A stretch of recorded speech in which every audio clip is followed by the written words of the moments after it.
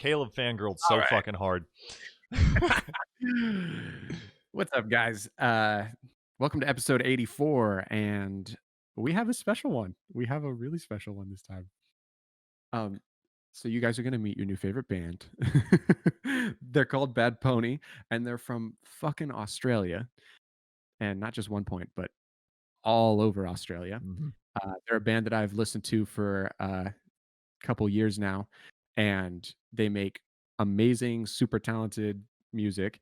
And we got the rare opportunity to be able to call them all the way across the globe, sit down and have a fucking amazing time with them. And so we're very excited for this episode, more so than we have been in a cool minute. Dude, it was not only a fucking blast, and it's just like a cool experience always with like guests, but just having to have the insight of like talking to a band, seeing what they're about, but then on top of that, like meeting these dudes, and they're just cool fucking dudes, like through and through. They've been a band for 6 years, and it's just like shooting the shit with like a close friend of yours. But yeah, it felt like talking to people we already knew. And this isn't to downplay it whatsoever. I haven't edited this yet. This intro may be redone. I don't really know. But the point being is that halfway through this 2-hour fucking podcast was when I realized that I have to use different audio. So what you guys are listening to is either the really good audio or the mashed up audio from the video recording program that I use. And if that's the case, bear with us. It's not bad, but it's not our normal quality. And that is just because there was a complication that I didn't realize until an hour in, and I couldn't use that fucking audio. But if I did, then I fixed it. So dope. And at the end of the day, we hope that the episode itself will by far make up for any difference in audio that may have been there. That's the biggest part. Is like if it is the bad audio, just if you like the podcast, stick it out. It's not that bad. I promise. Yeah, you'll live. But with that being said, please welcome Mark and Jared from Bad Pony on episode 84. Which we fucked up and said 85 at the end. Yeah, but it's 84, we promise. As we start the episode now.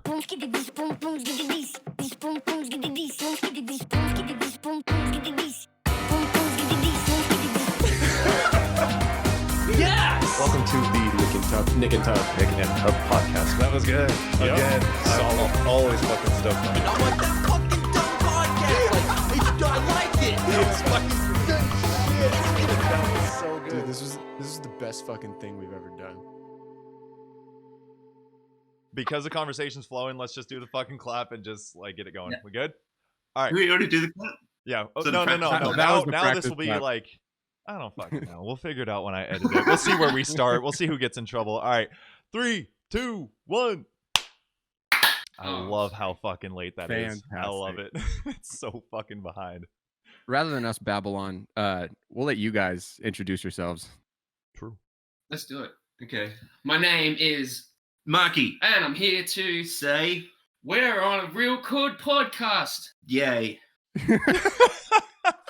I play Bass, and he plays. drums, and sings.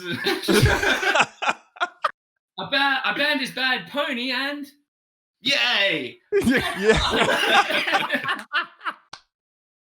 I need to know right now. Was that planned? Was that how you knew you were going to introduce yourselves? Couldn't you tell? that's our next single. How long have you been friends? Because it shows. It definitely shows. Too fucking long, apparently. Yeah. Long That time. was so good. Okay, so Mark and Jared.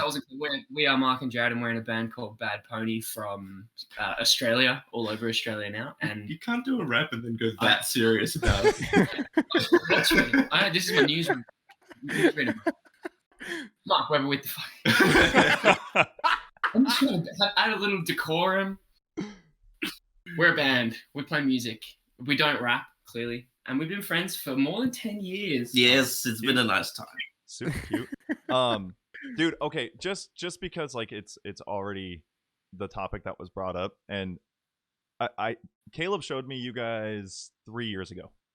And like just like anything, you know, somebody shows you something, you're like, they're fucking, if you're into it, which I was like, dude, this fucking song, this video, the fact that like I couldn't tell if everybody was playing drums, if everybody was playing 2 or 3 instruments. I was like, dude, this is fucking nuts.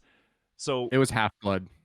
and Yeah, that's a Oh, cool. yeah. that was a that was cool fucking live song, video, yeah. and that was a cool like first song to show me. So you play drums and sing, Jared, right? Yeah, it's like a stand-up drum kit. So it's like the top half of a normal sit-down drum kit, Right. but not sitting down, and it's a bit higher, so I can play it standing up.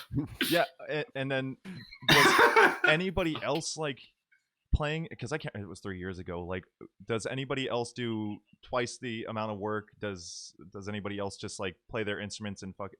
Like, what is it like for you guys, as a band? Like, who plays what, or is it just like that's the only mix?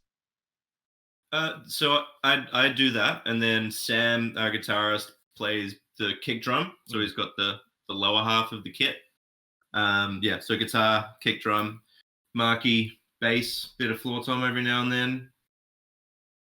Oh, sorry, he's very good at tambourine too. Jared, guilty.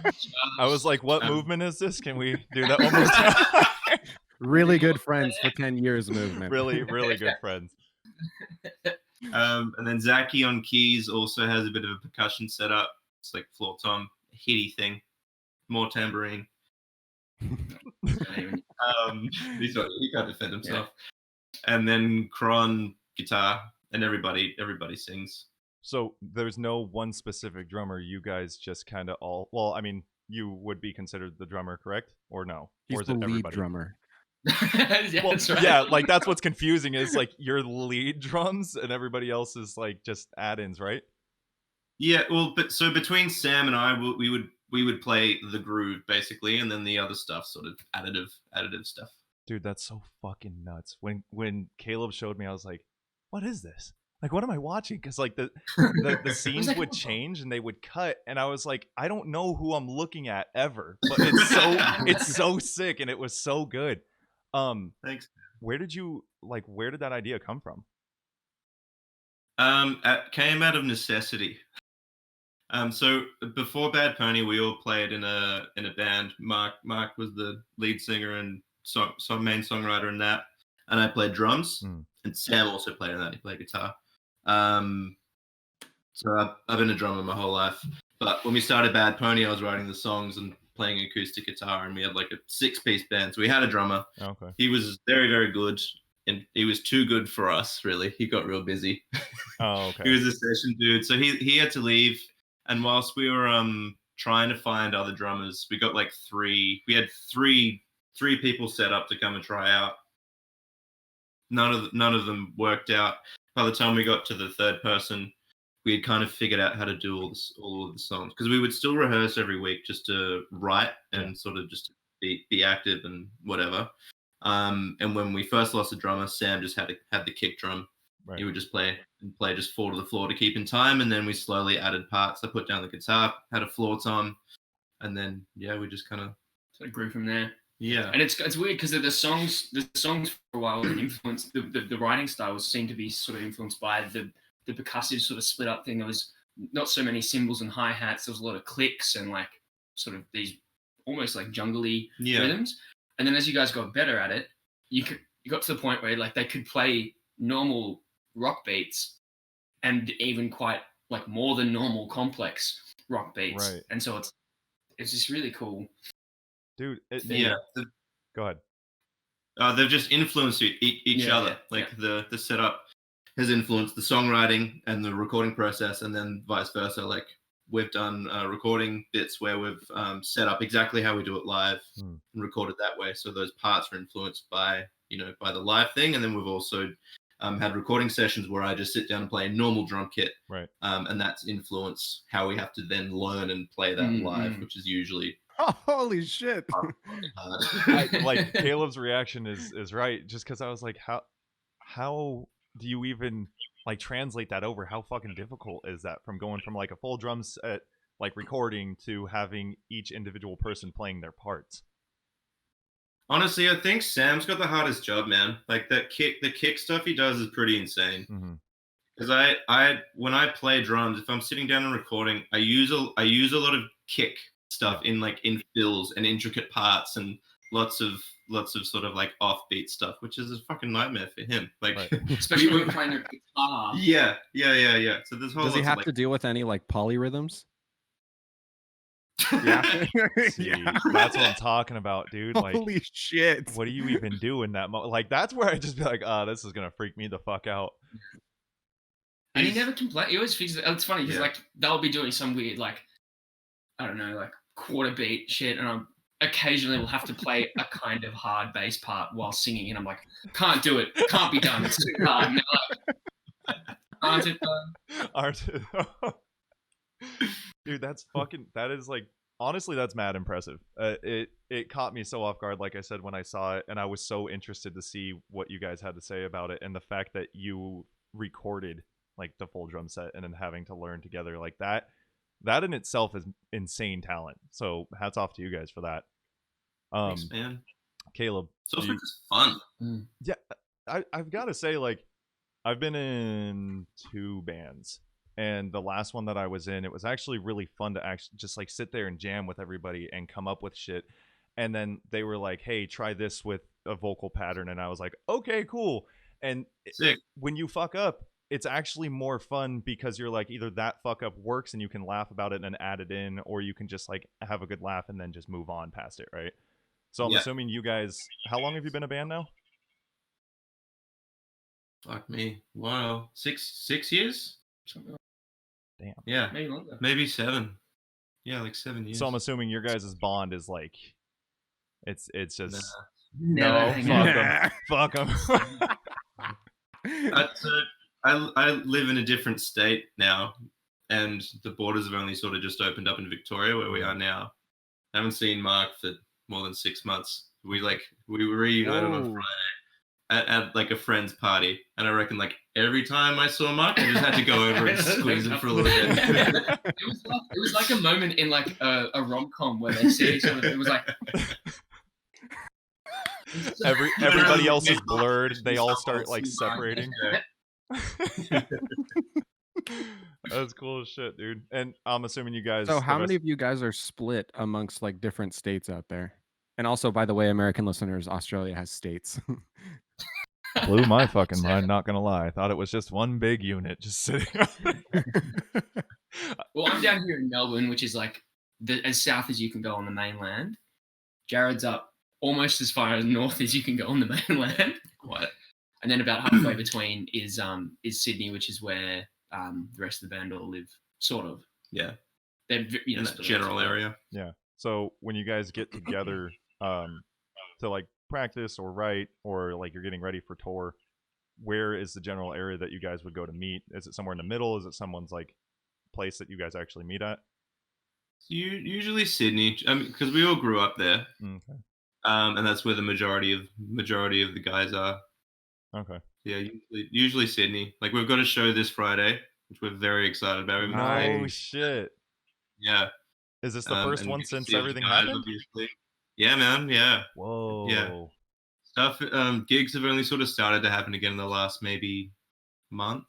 Well, good for you guys, not for us. Yeah. I mean, that's not happening anytime fucking soon here. Yeah, Mark, you'll have to tell Nick what you told me about your guys' cases out there.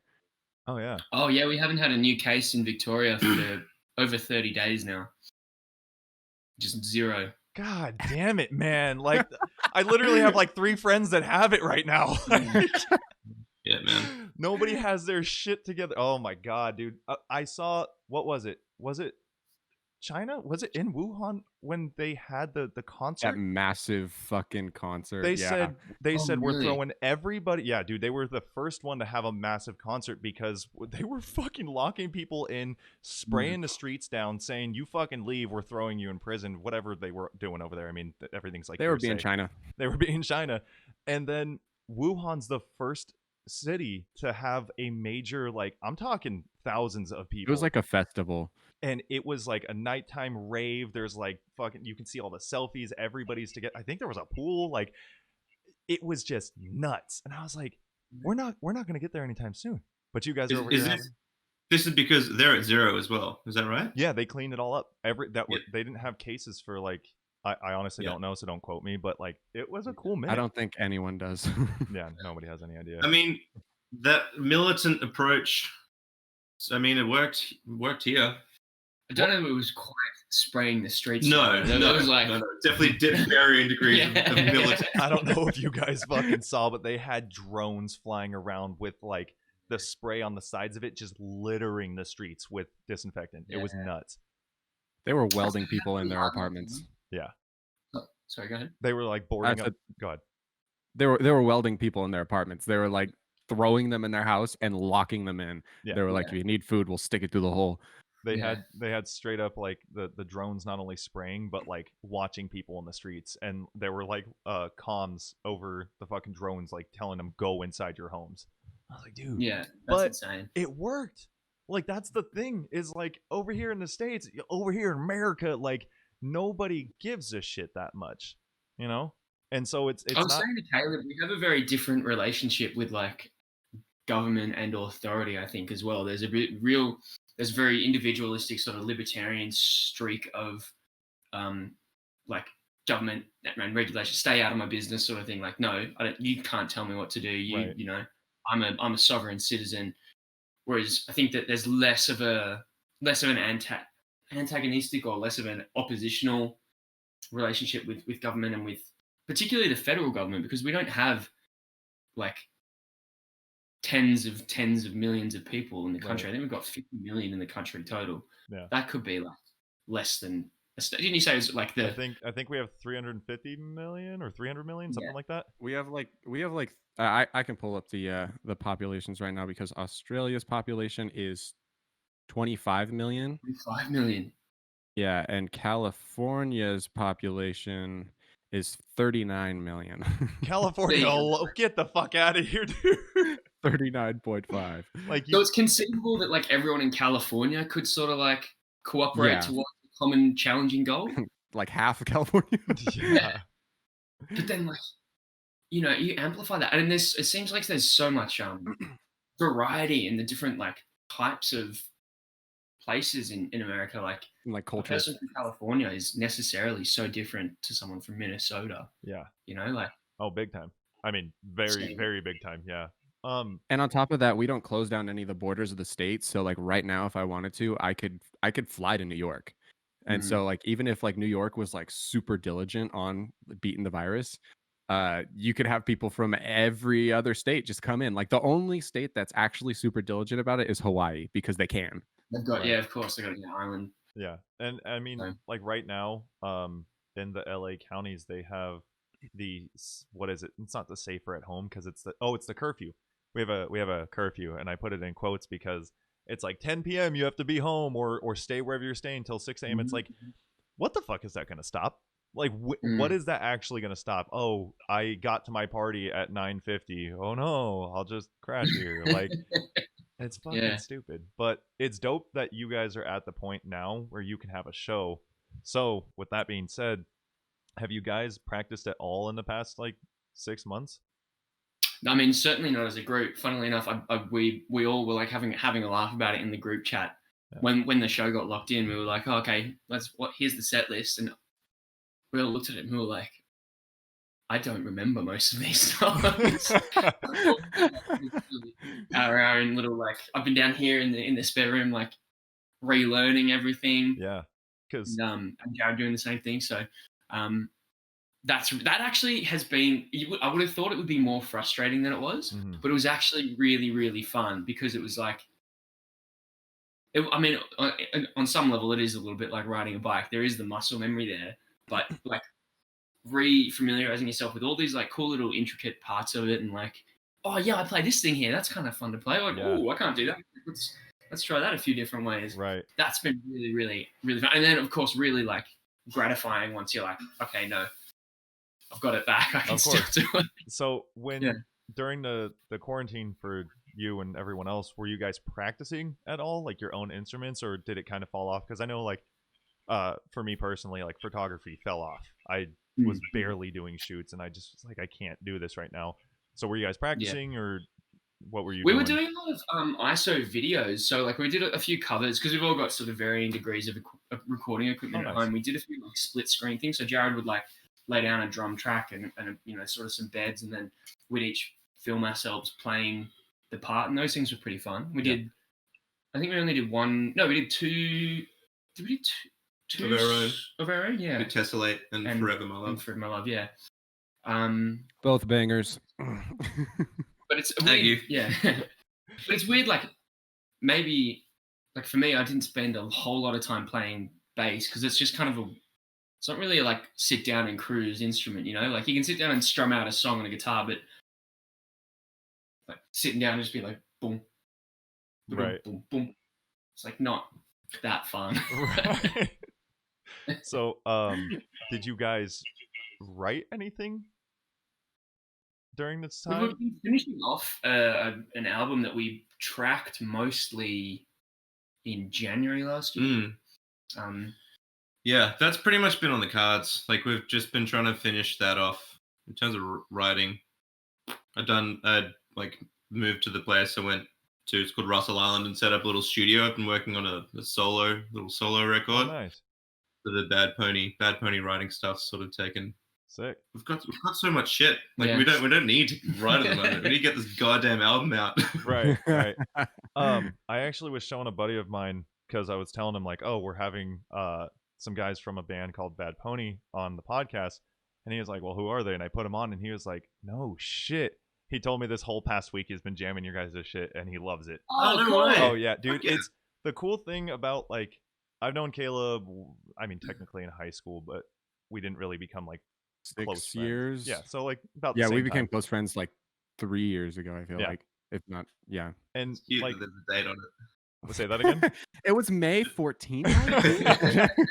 When's our friendversary? You always forget. Anniversary. But I like, mean, you're like, how are you? And I'm like,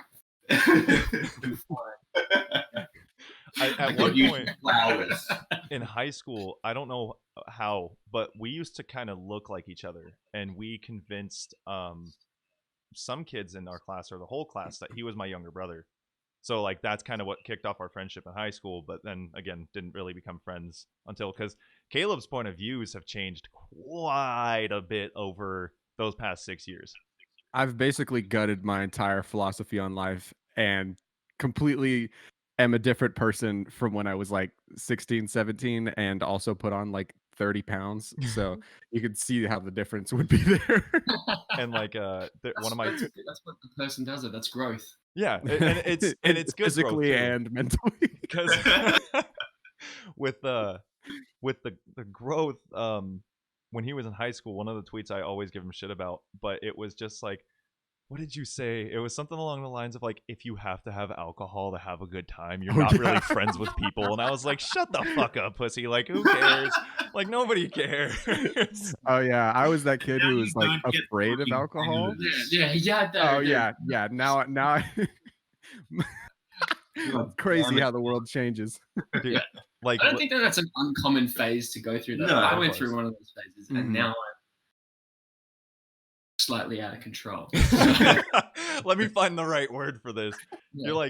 You're like 16. You're like, I'm triple X. I'm hardcore. Like, nobody's gonna break my edge. And then you fucking hit your 20s, and you're like, who cares about that anymore? That rose. You're like, yeah. So do you guys have a 401k? Do you That's have what a I care about now.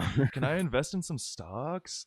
But what I was saying is like the people that we've met out here, like the friends that we have, if you kind of vouch for something or someone, like everybody kind of holds that to a higher standard. So like the fact that I showed him your guys' band, and then he's like, it was fucking, what's the song name? I was actually just listening to it earlier. It's your guys' like most played song, Zombie. Which, by the way, Zombie is hard. That's a good fucking song. That is a good. And I showed him, and when the chorus kicked in, and then like, you know, the instruments keep pausing and they hit harder, and then you're just fucking going at it, Jared. He straight up he looked at me, he's like, oh shit, and he turned up my volume. He was like, this is fucking good. And I was like, yeah, dude, like it's good shit. So- Who did you show, Nick? Manny. Oh, you showed Manny? Yeah. Fuck yeah, Yeah. dude. So it's just Sam's we're about to put them out. They're like little run-throughs of how to play a couple of songs on guitar. Mhm. First one's Down to You, the second one's Zombie. okay. And Nice. I sat down one day to do the same thing, but like a drum run through Zombie, and I had maybe like an hour and a half to do it. And I started like, because the intro is full of all these fucking whack fills. I started doing it, and I was like, hour and a half. I'm not fucking doing this. It's funny, I'm watching those. Sam talks about the guitar parts with. He's got quite a good theoretical sort of understanding of music and like all the different. He says things like mixolydian, which is like, what is that? But naturally. Yeah, and he's like explaining the theory behind all and like how it all kind of works together and how, you know, why those things work with each other and all. And I was sitting there and I was like picturing what my based version of that would be, and it's like, well, I play an E there because it's an E chord, and I got an F sharp. I don't think I got to do a G. I do it, then it's a G, or as I like to call it, 3. That's kind of how I am. Like Caleb will say some fucking wild words, and I'm just like, dude, I'm the idiot part of this. Like, dumb it down for me, please. I have no idea what you're saying.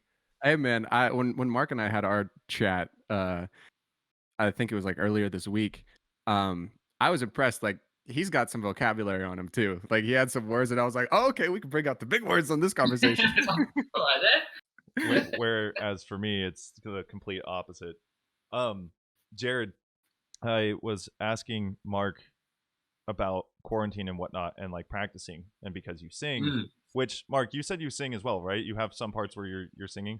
So that's the one thing that, like, obviously, if you don't keep up with that, you can lose that quick. So, like, you guys were doing like you're singing in your homes and in the car and practicing, right? Yeah. And then I played a gig last week on this tiny little island that I moved to at the local RSL. I don't know what's the equivalent of an RSL. It's a retired servicemen's league. So it's like people home. Army. Yeah, that. Okay. But a veterans home type thing. It's like a special pub. Yeah, okay, it's like a pub. So it's a veterans bar? Yes. No shit. Exactly. Okay. We don't have those surprises. No, we I don't think our veterans should drink. We like to take our veterans and put them in boxes and lock the door. You know, that's right. That's how we take care of them. It's great. I mean, both aren't good. That's bad. And then giving, you know, people who have had severe trauma in their life lots of booze is also not great. Right. But anyway. Yeah. Hey, can I have some mental health support? I give you a beer. Vortex Jared can sing you a tune if you'd like. Just take it away, dude. So you played that. I played a little gig. It was really nice, man. I don't ever really do any covers gigs because I don't really like it. I feel very detached doing other people's songs. Right. But I did a little gig, and it was actually so lovely just to sing into a microphone. I bet. I had the best time. Like, there was barely anyone there, but I had a really nice time just by myself singing songs into a microphone. I was like, and kind of imagining that these guys were there as well. Yeah. Like eyes closed, spotlight on you. Have a little hat set up up front. At a fucking veterans bar. You're asking them for money. They're like, yeah, nice one, dude. No. In fact, mate, I can't see you. Crazy. Hey? I was saying, in fact, mate, like, I can't see straight. I can't even see you. Actually, there was one dude that fell asleep at his table. Who was that? That's not a huge compliment, is it? Like, I don't care.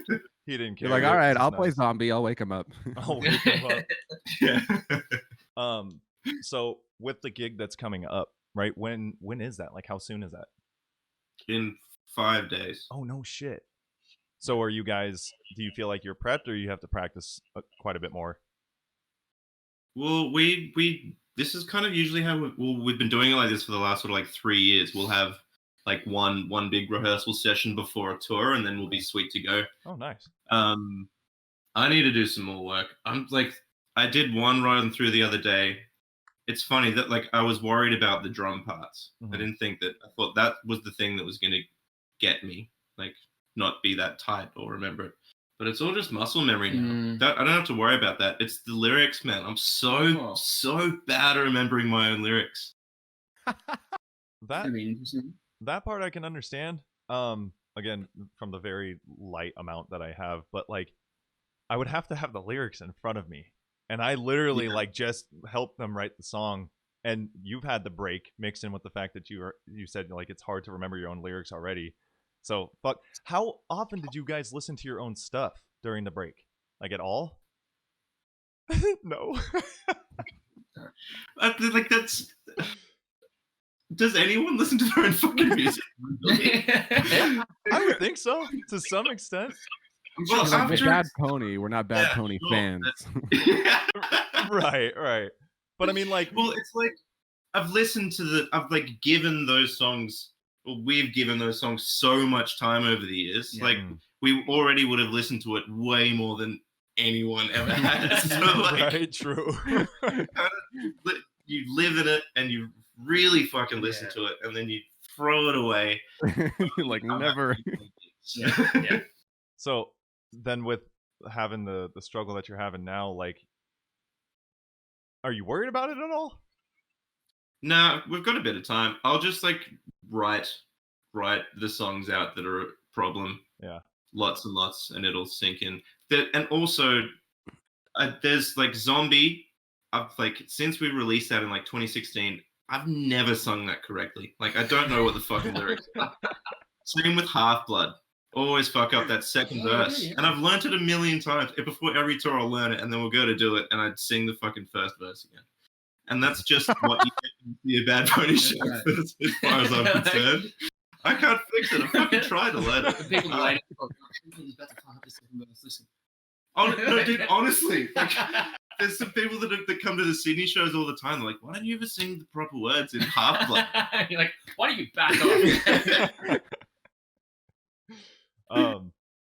Fuck, there was another. I have a question. In go for it. Zombie, so Zombie was the song that I discovered you guys through. I had told Mark this, but on Spotify they have like the Discover Weekly playlist, and it just gives you recommendations of songs that you can get every Monday. And Zombie was on that, and that was the song that I found you guys through. And I don't think at the time, I think I did some Google searching because I was trying to learn the lyrics of the song. And there was that one part, and I was like, I have no fucking idea what he's saying here. And then I realized I think it's French. And I was just like, because I was like, okay, I get it. And then it was like, I think like Sur la Ficha or something like that. And I was just gone over my head. So I'm curious about that part, how that got in there, or what the what that was. You know what this is? Yeah, you don't recall this? No, I know what it is, but it's so specific. There's a TV show. Do you? You've told me the story. Okay, good. Yeah. There's a TV show called Nevermind the Buzzcocks. It doesn't exist anymore, an English like panel show, where they would get mostly musicians on, sometimes actors, and talk about. It's a quiz show about music, basically. Oh, okay. And there was this bit in it. Do you know who Bill Bailey is? Comedian and musician. Mm-mm. Okay, dude. Hilarious. Black Books. You know the TV series Black Books? Another British series. Hilarious. No. Check out Black Books. Okay. You'll Write it down. There's just this little bit on it that Bill Bailey does, and the punchline is about pigeons wanting to eat an ice cream, and they can't eat the ice cream because it's a plastic one. So it's like it's display only, and that in French is like sur l'affichage is on display. So it's such a specific reference. Right. I'm so glad I fucking asked. It comes from a British panel show, but it's French, and I just needed to finish the fucking line about something being on display. So you're welcome. That's so good. How fucking random! All for that one thing. That So story. It's about pigeons trying to eat plastic ice cream. I love that. The song is actually about a mummy and a daddy pigeon. You're bullshitting. Meanwhile, me, right? you have fucking Americans out here. They're just like, oh, like the writing to this song is so intricate and deep. He says something in French. Must be so Oh, it's profound. the love language. I just can't believe like the variety they bring. Dude, when I learned, you guys know who Periphery is? Yeah. Okay, when I learned that the majority of their fucking lyrics are just shenanigans, I forget which song. It's the one. It's literally called. It's like The Color Red or something. I can't remember the fucking name of it. But it's about ketchup versus mustard. That's what the whole That's song's about. Amazing. That's what the whole music video is about. And I was like, what the fuck do you mean? Like, I've been singing this song for years and I just found this out. And I was like, that actually makes it so much better, but I wish I would have known that. I wish I would have known that in the beginning, but dude, like, okay, so is Zombie actually about that, or are you fucking with me? Yeah, I'm fucking with you. Okay, I couldn't tell at first. I was like, hold on. I'm just gonna ask just to be sure. I love that one fucking lyric is that reference though. That's good. Caleb. That's probably the most I've thought about that amount of words ever, though. So I mean, thanks, Dude. So you guys, okay, so do me a favor after this podcast. Go on Genius for your lyrics, where you can put annotations for your lyrics and explain that in just that one French part. Give this whole paragraph, because when I don't know if you guys know this, but on Genius, when artists annotate their lyrics, it highlights green instead of yellow to let the listener know that the artists themselves actually explain this right. And so you're gonna get this green highlight and be like, oh sweet, like Bad Pony themselves actually tells me what this is about. And then it just goes down the rabbit hole. That's fucking There was actually Foal's first album, Antidotes, had a bit of French on there, and I thought that was pretty cool. Hell yeah. Another reason. I'm gonna do what they did, but more ridiculously. Do you speak any French yourself or no? Yeah, I know there's one phrase. it's a sur l'affichage, and it means mommy and daddy pigeon. Jesus Christ, dude. That's on my fucking hand. You're funny. So from your guys' perspective, I was again referencing previous conversation with Mark, but we talked about a lot of how you guys have a good variety in your sound. Like you'll have something like Zombie that's more like harder and more like a head bob type thing, and then you'll have a song like Sideways that's more like air underneath your feet and you're like driving around with your head like bobbing all over the place. Yeah. Peter Parker walking down the street. Yeah. Guns at everybody. And with that being said, like I guess how do you guys find that type of variety in sounds and just almost like genre bending, and B, like out of all of the things that you've created, since they're all so different, which ones do you guys like really just have a fucking blast playing?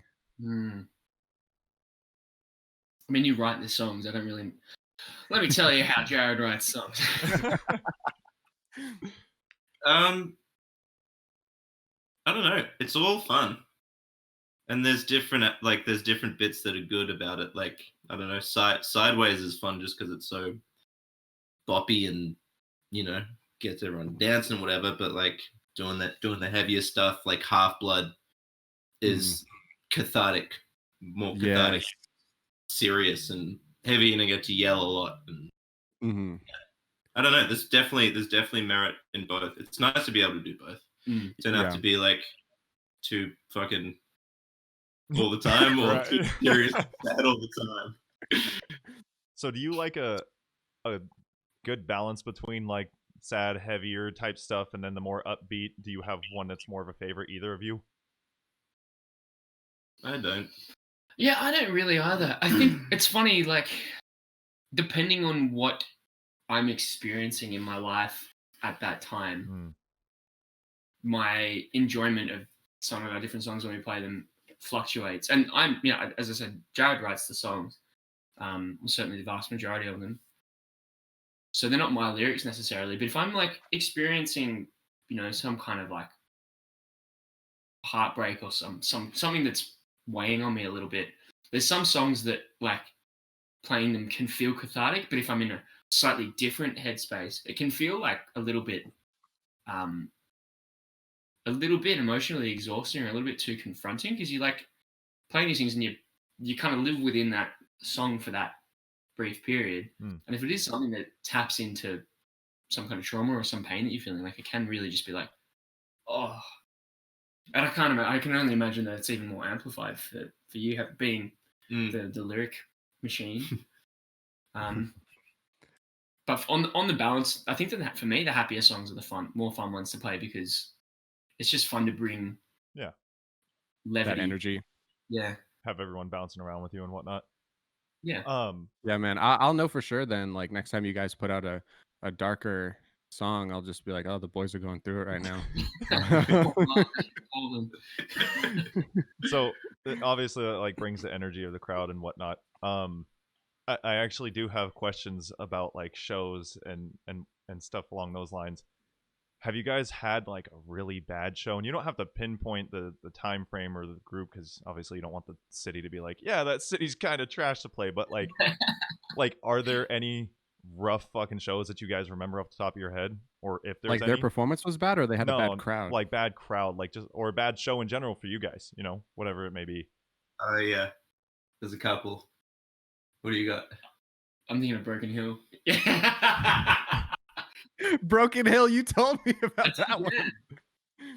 So it's this town like right in the middle of New South Wales, almost the center of the probably not the center of the country, but it's like a 16-hour drive from Sydney, where we were living at the time. It's a mining town. It's just like so regional, so rural. And we Jared had organized it and was like very clear, the venue, typically supplies the sound system. So it was like, cool, we need this, and this, and this. Cool, we'll see you there. Just before we get to that though, the organization of this thing was a fucking nightmare. 11 revisions of a performance contract. 11 revisions. So we had to specify the time frame. Yeah. That we were going to play in, as well as like the set length. So we had a 3-hour window that we were allowed to play. 45-minute set. It was a part of the Broken Hill Fringe Festival, organized like accommodation. There was to provide sound people, all the normal shit you get in a performance contract, but just like so strangely picky. I was gonna say like 11 revisions for anything is fucking horseshit, but like what's the average for a revision for like a show? Dude, we barely deal with contracts. Oh my god! The fact that we had a fucking contract was nuts. Holy shit, dude! Anyway, sorry. Go for it. In color. So we get there and we're loading in, and we're like, cool. So we'll just set up and do a sound check. Where's the PA system? And the bar manager goes, "Don't worry, I got it." And he disappears, and he comes back with a single microphone. We're like, "Is that the PA system?" He's like, "Yeah," and it comes out through these, and it's just like the ceiling speakers. It's like the thing that you would run the raffle with. You're like, or do bingo, like, oh, legs 11. Bro, that's just not gonna work. Like, you do understand we're gonna blow your speakers out, right? Like, yeah, it's just like, oh shit. And then there was this room next door that we had loaded through, and there was all this PA equipment there. And we were like, fuck, maybe this is the house system. Maybe we just. And the bar manager was like, yeah, use that. Yeah, that's the stuff. I'm like, okay. Luckily, we have at least a functional knowledge of how to set these things up. So we're like, okay, putting it all together, and we've probably been doing that for an hour, and then this bloke arrives, the angriest man I have ever seen in my life, and he's like, "What the fuck are you doing?" We're like, Also, Australian men from the country, probably like most men from the country in most countries. Whoa, that's a sentence. Fucking terrified. Yeah, real scary. Oh yeah. So, I'm like, we're just the band, and he's like, it turns out, long story short, all of that PA equipment had nothing to do with the bar. It was his specifically. He was there to set up for a conference the following day. He was like the audio guy, and he's like, "This is all my stuff. What the fuck? Do you even know what you're doing? Do you even know how to play?" And we're like, "Oh, we might die today." Anyway, so the bar manager comes out, and finally we unravel this all and explain to the guy what's happened. And the bar manager's not very like, he's just kind of an idiot. Yeah. It sounds like it. And so anyway, the guy's pretty cool with us. basically, I think that the bar manager just promised him all the free drinks he could drink. But then we play the show, and it's almost after every song. It was like there's this like joke that it's like play K-San, which is like a classic Australian song. And it was Jimmy like, Barnes. Jimmy Barnes, yeah, Cold Chisel, playing yeah. at home. So- Cold Chisel. Yeah, they just wanted to hear covers. Like we were just playing our songs, but they were used to like a cover band coming in and playing all the old hits. Right. And then Play we finished. Wonderwall. Exactly, yeah, it's like that. And you're like, Yeah. we don't know it. We don't know. And we finished playing, and then this lady comes up and accosts our Sam, the guitar player, and is like, "Why are you finished?" And he's like, "That's all of our songs. We don't have any more songs." And she's like, "I went and saw Guns N' Roses, and they played for 3 hours." He was like, "Guns N' Roses have been a band for like 3 decades." Yeah, dude. Like, wait, how long ago was this? 2016. Yeah, Part of probably. the sideways Yeah. thing. So that doesn't feel good when people are yelling at you to play different songs in between your songs. Dude, no, And then- I imagine. know. What fucking dicks. Yeah. And then they tried to pay us half of the gig because they didn't read the fucking contract that said Oh. our set was 45 minutes. Which- so like which you have one? to play for 3 hours. It's like, Revision you 7 or revision 10? Which one didn't they read? Or was it 11? Like, what the All fuck? of them. All of them. Dude, that's a fucking shit show. yeah. Literally. But the dude who got really fucking angry, the guy who owned all of the audio equipment, ended up being a dude. We had Yeah. beers with him. Yeah, it was pretty cool. Nice. Once he calmed down. Then Yeah. once you calm down. You said you had a couple. Were there others? There's one I'm thinking of. It wasn't like a rough time. So it was like up in Byron Ah. Bay, and we used to do some covers stuff like just to get a bit more money when we were traveling around. So we had this covers gig at a friend's venue. I think we had just started, so I think Cron was having a little sing, and then one of the bar staff came over. They're like, "Look, we're actually having a staff party on a barn. This place is called the Farm. It's like this, beautiful, massive farm." Okay. So they stopped us playing in like where all the customers were after like 15 minutes. They're like, "Just come and play at our staff party." So like, yeah, sweet. So we went back. They were all awesome, and we ended up setting up. They had this like big ute, which is like a pickup truck, Mhm. like flat top. Was it more like a tow truck? It was just like a flatbed truck, yeah. Yeah. Setting up on this thing, and we just got a bit carried away because we set up like, instead of just doing acoustic stuff, we set up fully. We ended up playing for 5 hours, just every song that we had ever known, and then again, just like Holy Every time we finished, I'm like, keep going. Here's Wonderwall again. and everyone in Bad Pony, or most of them, has been like a front person in a band or the singer, so everyone had their own repertoire stuff with like chop and change between instruments and Oh, stuff. It that's was so really cool. That's sick. but we just went so hard. Like they just kept feeding us booze, and we had a very big time, and we had the actual Bad Pony show the next day. Oh my God. So it was at night, and I completely lost my voice. I was gonna I ask. couldn't speak like this. It was like winning. It was like this. Like, I just couldn't. The only thing I could do was speak in falsetto really well. No So way. I did whole gig in falsetto whilst everyone else just back to back beat. Did you explain it to everybody at the show? That's so good. Yeah, dude. it was like a uni night as well, so it was a really loose crowd. Yeah. Yeah. Thank God. Right. But I don't Zombie, even know. but in falsetto. Like that's actually way more fun than it is bad. Like the fact that you had something, because you were like, we played for 5 hours. I said this man's voice was fucking shot. Like I talking for that You're like- long alone is bad enough, dude. Yeah. Sorry, guys, I only have falsetto, so we're gonna play sideways like 10 times. Yeah. Did I hear someone say sideways? That was the only one that sounded good. So I think the only popular Australian song I'm familiar with that I know for sure is like from Australia was this song called Jimmy Ricard. And I don't know if you guys Oh, have- yeah. I got that song. I got that song through a fucking Spotify playlist again. I know like almost every fucking word of that song. And nobody It's funny, that's besides funny my 'cause friends he's know like it. raps in like a really thick Australian accent. It's like Jay, Yep. Jimmy the car, Really? someone at the back of the bar. That wasn't bizarre. Yes. no Oh I'm gonna man. talk on that one. I'm hip hop illiterate mainly. Hip hop illiterate. Illiterate. Yeah. So Hey, what genres do you actually enjoy the most? Either most of you. things really. I'm just a bit like thick when it comes to hip hop. I don't listen to a lot of it, so I don't know a lot about it. About a lot of. There's like Well, a there's- barrier of entry when it comes to like the culture of hip hop. Like if you want to get into hip hop, like I have a buddy of mine that I work with, Sean, and I had to sit him down on a few lunch breaks, and I'm like, okay, this is what drip means. This is what a chopper is. This is what... These things are crimes. These things are not. That's great.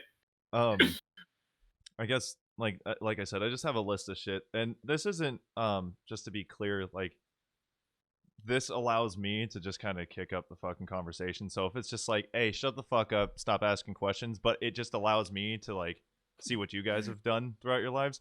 Would What's be hilarious if we asked you to shut up and stop asking questions. I would fucking I will close this book right now. I would crack the fuck up. No, it's just like Jared's like, you didn't tell me we were gonna be asking questions. Statements Like only. AJ, no, like it's AJ Leno. It's enough. No, okay, so that being like a fun show, so what was like one of the fucking craziest moments that you guys like witnessed as a band? This isn't a show. This is one of the more crazy experiences of my life. Yeah. We were in LA a few years ago now, and Jared had bought a snare drum off a dude who was a musician as well, and he was like, "Oh, hey, do you want to write a song while you're here? Like, I've got a little studio. Let's like go No, in." that's not how it happened. Those were two separate things. Oh, and then no. by chance, it was Mark. Crazy. Yeah. Okay, so Just do you want ruin to the tell? Yeah. story. Anyway, yeah. Anyway, so we go. Okay, we're gonna go and do this. Gonna do this songwriting. Now, should I tell it? I'll tell it. Apparently, I'm not doing a very good job. No, you go. My ex-girlfriend had been in LA earlier in the year writing with this dude, Mark Orell. And she was like, you should go and write with him when you're there. So I did that, booked that in. So we had all been booked in to go for a writing session. And at the same time, I was on Craigslist looking for a snare drum over there because I didn't want to take anything. I wanted to buy a new one. So I had organized to buy a snare drum off this random dude. Turns out wasn't such a random dude. Turns out it was Mark Orell from What the fuck? Oh no shit. Yeah, so we got there and I was like, and we go into the studio, there's all of his records and like notes from Martin Scorsese thanking him for letting them use what's that song that's in The Departed? The Shipping Off to Boston? And I'm just like, I never get starstruck. I'm a card carrying dickhead. I have never seen him more quiet. I couldn't speak. I was like, all these photos of him with like all these bands that I've idolized my entire life, and then trying to write a song. Like, hey, what do you think? Do you have any ideas? And I'd be like, I need to play a F. Which was, and then by the end of the, we were cruising. It was kind of cool by the end of the writing session. But then he was like, "Oh, when's your next show?" And it was either that night or the following night. We told him where we were playing. He was like, "Oh, cool. I'll see if I can bring anyone with me." And so we're playing, and I'm like, "Oh, he's not going to come. Of course not." Then anyway, I look out in the crowd. Just as we're setting up, he gets there, and he's brought with him a dude called Chris Cheney, who's from a band called The Living End, who are a huge band in Australia. They were probably bigger in the 90s and that sort of period, but they were obviously friends. And so it all just happened again. We played a show, and then we go to have a drink at the bar afterwards. And he's like, "Oh, hey man, what's up? I'm Chris." And I'm like, "Mm-hmm." He literally, he said to Isaac, who's our keyboard player. He's like, "Oh, hey man, how's it going? I'm Chris." And Isaac, in his least cool moment ever, was like, "I know who you are." That was a crazy. That was really crazy cool. general experience, dude. Shit like that. Like when you meet, you can't prepare yourself for that. You can't prepare yourself for how you're gonna act. You can say like, "Oh, I'm gonna act fucking cool," but you're gonna see somebody that you've been like watching for years, or listening to, or even kind of idolizing, and you run into them, and you're like, Hi. Yeah, you're gonna be weird about it. Oh, Super so weird. Yeah. Super fucking weird because you can't. It's like it's almost not real. Like you can't grasp like what you're looking at because you've seen it from afar for so long. Like I know who you are through and through. You have, and that's the other thing that I thought was weird over the Nick's years. like, I know your fucking blood type, dude. Like, so I used to be like the straight like emo kid, like hair over the fucking face and whatnot, skinny jeans that looked like they were painted on, and I remember like studying these fucking bands, like all the post-hardcore bands and whatnot, and knowing these dudes in and out. And then as I got older, I was like, they have no fucking idea who I am. Is that creepy that like I know like you were born in Sheffield and the only reason I know that is because like I watched every fucking interview you've ever been in because I love your guys' music that much. And I just always thought like if I run into you and you're like Danny Warsnop is coming to mind right now from Asking Alexandria. Like if I run into Danny Warsnop, am I going to be like, hey dude, or am I going to be like, hey Danny, like what do you do in that moment type thing? Happy birthday for 3 months and 3 days ago. How did your mother Angela feel? She make one of her famous sponge cakes? Sorry to hear about your puppy. He's like, what happened? You're like, you know shit that's gonna happen in the future. I fucking killed it.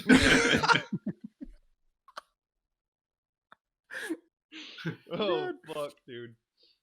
Oh, do you guys know who Daniel Tosh is? Yeah. Yeah, my cousin has a comedy club in by the beach in California, and we were over in that area for my uncle's 49th or 50th birthday. And he's like, oh, we need to go to the comedy club to get some ice. And so we're like, oh yeah, sure. So me and my buddy Joel walking over with these like fat fucking tubs getting some ice. And he's like, oh, like when we walk out of the kitchen, let's check the green room and see if anyone's in there. And we're like, yeah, sure. And then so we walk past the green room and we check in, and Daniel Tosh is just sitting in there, just chilling. And I was like, and then we just like went to the kitchen instead to get ice. And my uncle's like, you can't act like that in front of him. You're gonna scare him. Like You should have asked for the ice. Yeah. me and my buddy, we got the ice and everything, and we're like, okay. We're just gonna go in. We're just gonna say hi, and then we're gonna go back to the party. And we walk in, and my uncle knocks on the door, and he's like, hey man, anyone in here? And he turns and he looks at my uncle and he goes, Tom, how you doing? And I go, what the fuck? And he's like, oh, how's it going? Like, blah, blah, blah. And just introduces us, super nice guy and everything. And then I walk away, and it was one of those moments where the starstruck hit and you're like, okay, you can't act like a fucking idiot. You got to really pull yourself together. Have you guys toured with anybody that you've like had a goal to tour with yet? No. I mean, like we've toured with some really, really good friends of ours, Wolves, which is awesome. But yeah, the last few years we've really just been hitting not solo shows, hitting like our own headline shows. We haven't done a lot in terms of like tour supports, which we're trying to do when the world is not shit anymore. Yeah. We started working with a new booking agency in Feb. Just perfect before that shit timing. hit the fan, Awesome. Prime. Good Yeah. shit. I'm like, oh, the future's bright, boys. So like what is a goal for you guys? That's a big one. We want to land a very nice big support tour. Yeah. Where we can do it with someone else. Do you have anybody in mind, like, or is it just kind of like whatever you can get your guys' band onto?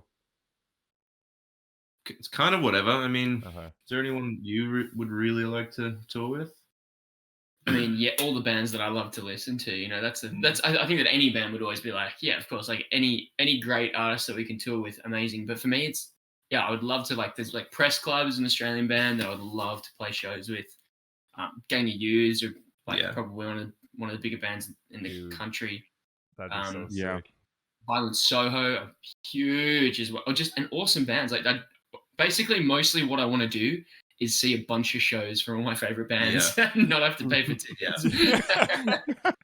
There's a band in Melbourne called Fangirl. I really would love to play with. They're amazing. And this, I never know how like this stuff works, but that's no choice of your own, right? It's just like whatever comes up, whatever the booking agency does for you guys, that kind of thing. Kind of Seems to be, yeah, both. yeah. We've been organizing our own shows for quite a few years now, so we have been able to put on really cool bands that we like. That's actually dope. Yeah. I know. Go. Oh, sorry. No, you're good.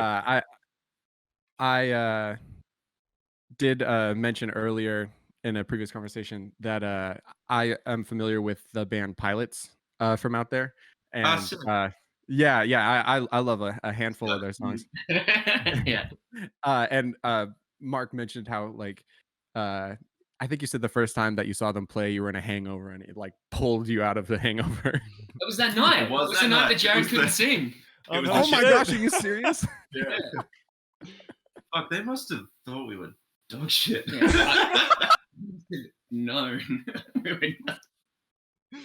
Like, what? Who's this? You smell like tequila? It's like a barbershop quartet.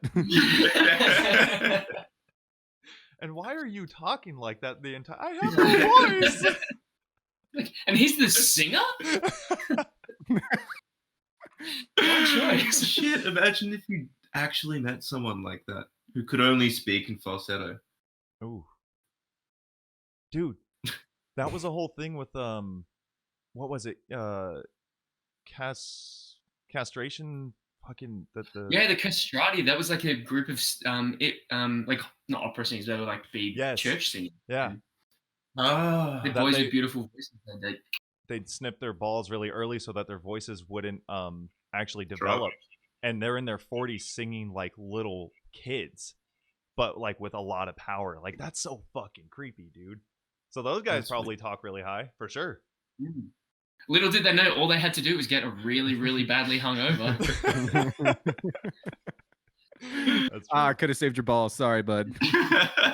I always wonder when it comes down to like how I was asking bands that you guys, if there's anybody at the top of your head that you want to tour with, if you have to play with bands that complement each other type thing, because I went to a show, I don't know if you guys know who Fever 333 is.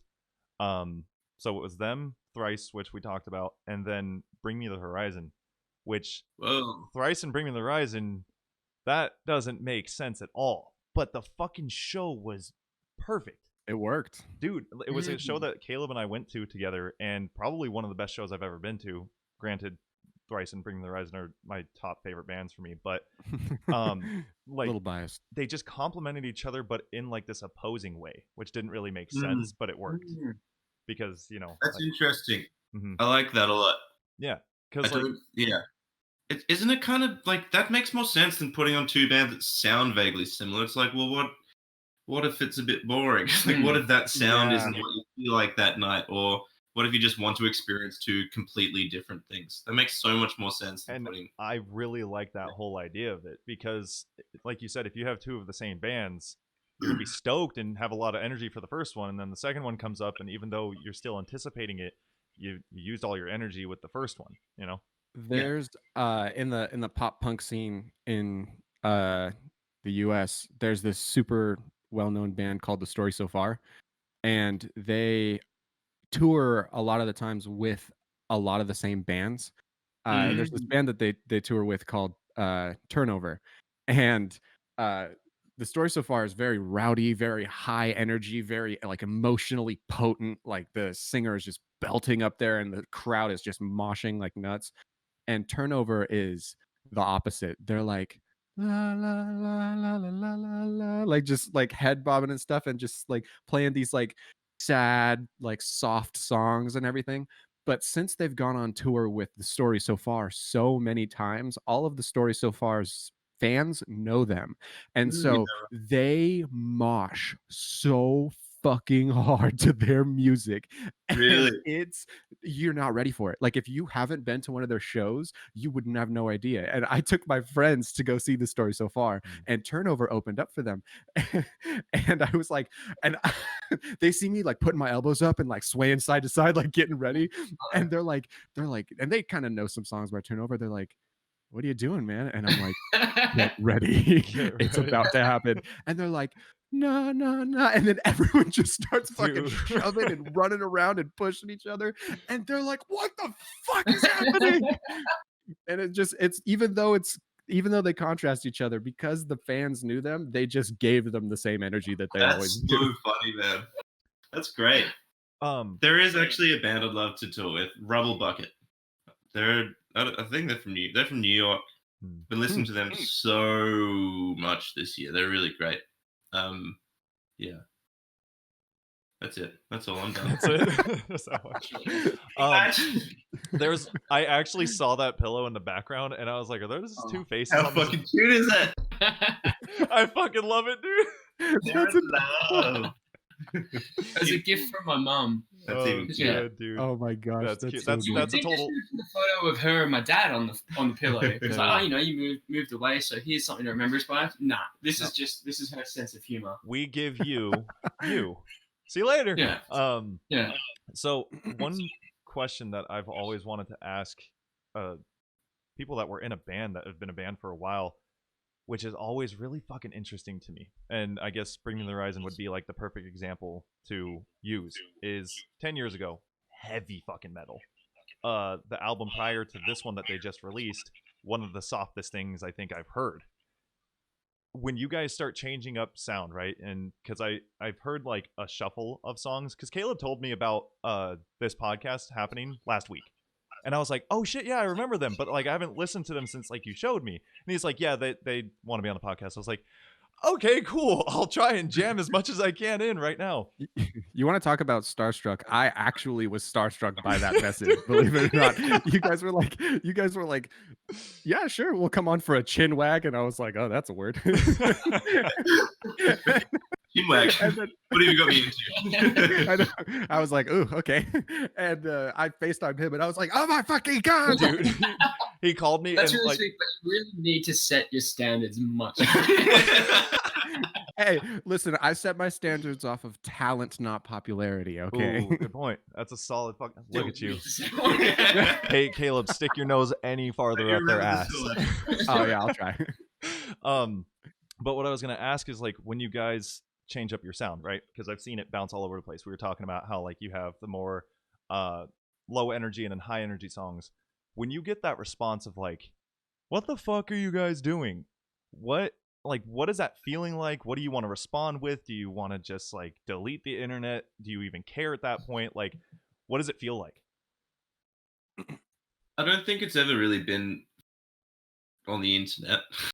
I think That's so much worse. That is worse. The only form it's taken is people not really being able to liken us to other bands, or like I guess music industry people not really understanding what we do. Yeah, where do you guys fit? Where do Yeah. I? Because that's it. People want to categorize, like, oh, okay, yeah, you fit under this sort of type, which gets a little frustrating. It's like it's just all just music in the end. Yeah.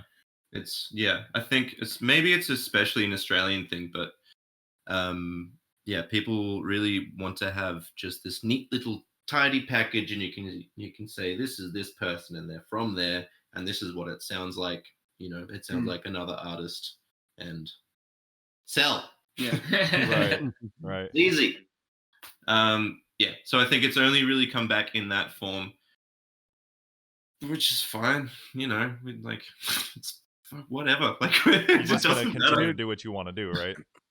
Yeah. Exactly. Yeah. Yeah. I'll get on a soapbox with stuff like that, because in the States, I feel like it's almost the opposite. They're always looking for like that next big sound, like who sounds different, who's gonna stand out, who's gonna be the person to like create a different sound. And I gave the example to Mark, but like 21 Pilots is a band that from out here that just like absolutely blew the fuck up. And I argue that like a huge reason why they blew the fuck up was because they have such an original sound. Like you weren't able to be like 21 Pilots. They sound like and you can't really put them on anybody.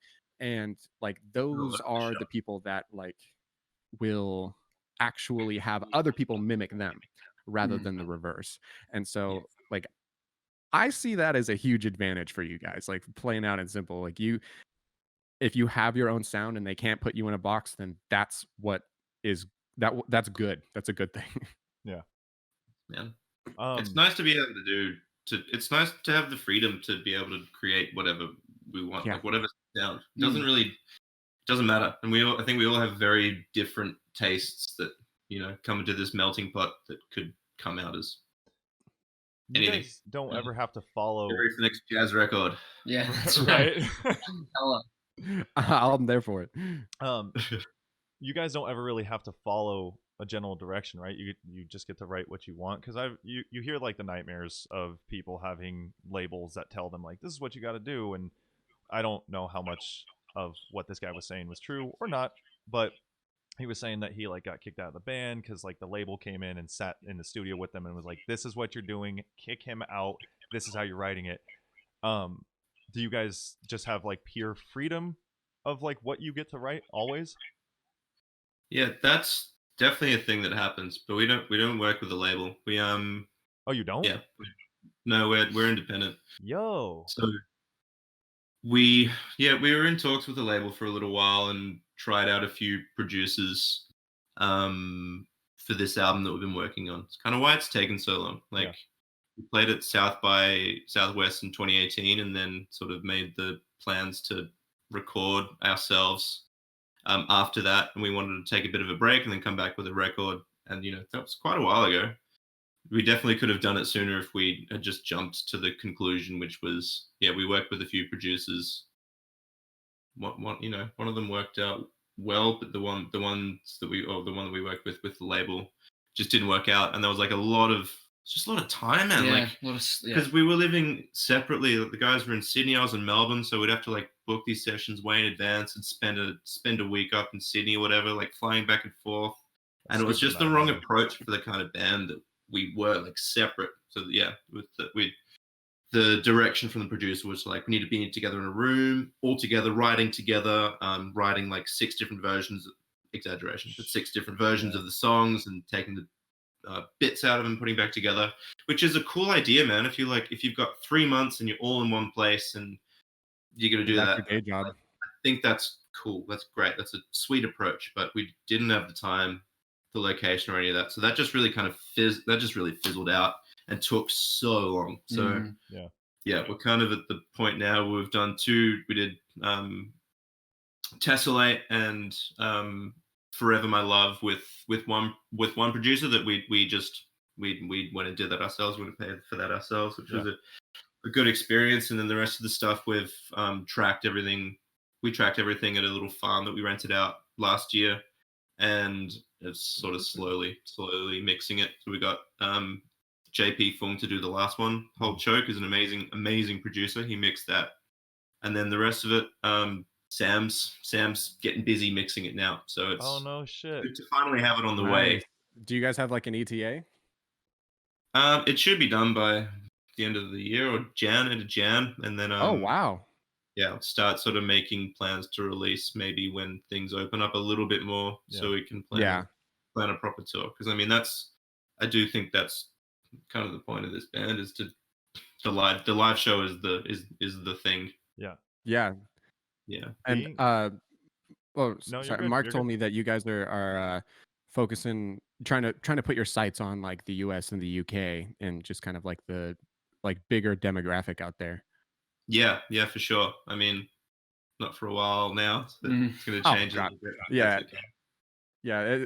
I'm sooner or later, everybody will have to take their shot and life will go back to normal. Yeah. I fucking hope so, dude. That'd be nice. What, like, the fact that you guys have been independent for 6 years, like, obviously you have an idea of like how like extraordinary that is for a lot of bands. That shit kicks ass. Like, that's fucking sick.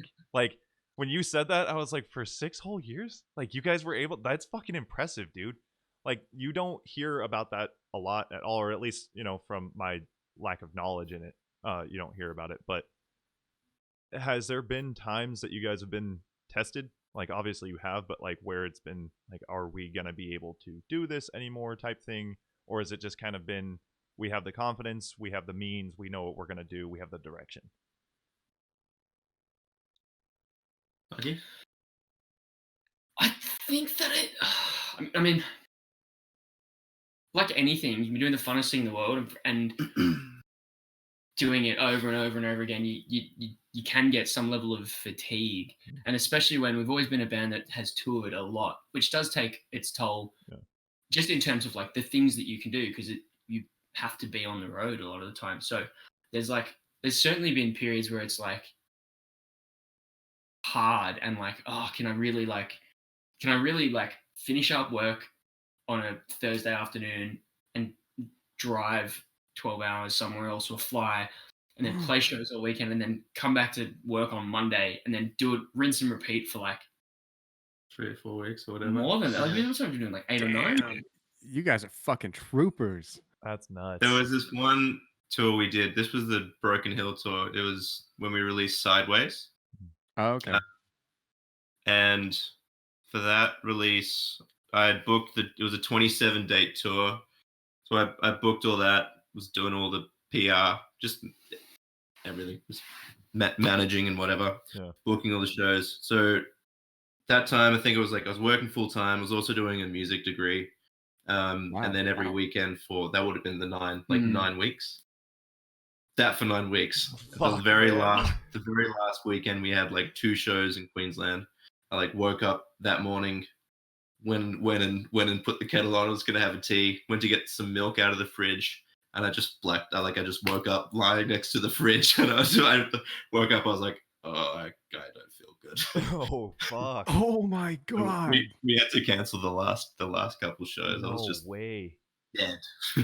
So like once you had canceled the shows and whatnot, like what did you do? Like did you just fucking rest for like weeks after that? He went right back down on the floor by the fridge instead of doing the shows. He's like, I woke up. I was like, we have to cancel, and then I woke up 3 weeks later. Yeah, dude, holy shit. So that's the flip side of that is though, like, even though you do get some level of fatigue, and you're like, oh, is this really like what I want to do? All it takes is like 2 weeks off, and I'm like, I don't feel like myself. I'm like, I'm not doing the thing. Why am I doing the thing? That's what the whole point of living is. Why am I not doing it?